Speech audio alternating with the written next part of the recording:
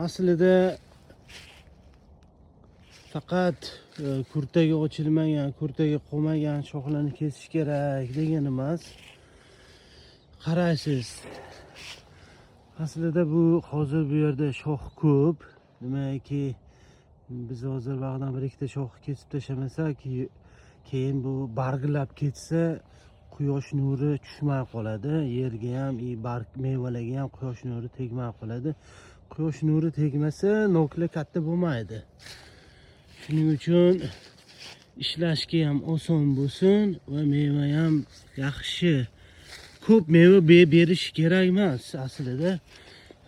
Sifatli meva bersin, zo'r meva bersin, ham havo aylanishi ham yaxshi bo'lsin, ham ishlashga ham qulay bo'lsin, ham mevaga kasallik tushmasin. Shu sababli ortiqcha shoxlarni kesib tashlab, yangi shoxlar bilan almashtirish kerak o'rnini. Mana ko'rsak, shoxi bitta shoxi yotqizilgan bu yerda.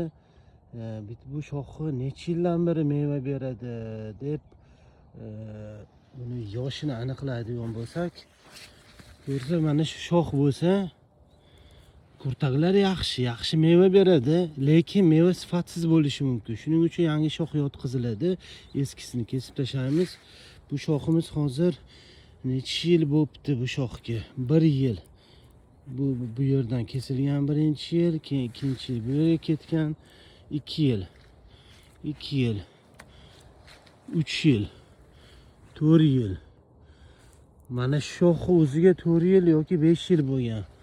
Agar kesib tashlanmagan bo'lsa, tepasidan 4 yil, kesib tashlangan bo'lsa 5 yil. Shu tarzda aniqlab olamiz. 5 yillik shox meva beraversa, mevalardan, shoxlardan kurtaklar ochilib ketadi. Undan keyin meva joylashuvi noto'g'ri bo'ladi, sifatsiz nok hosil bo'ladi va tepasida agar bu yerda nok hosil bo'ladigan bo'lsa, simga urilib, bu eziladi, deformatsiya bo'ladi. Shuning uchun keraksiz shoxlarni qishda olib tashlagan yaxshi. Shunaqa gaplar.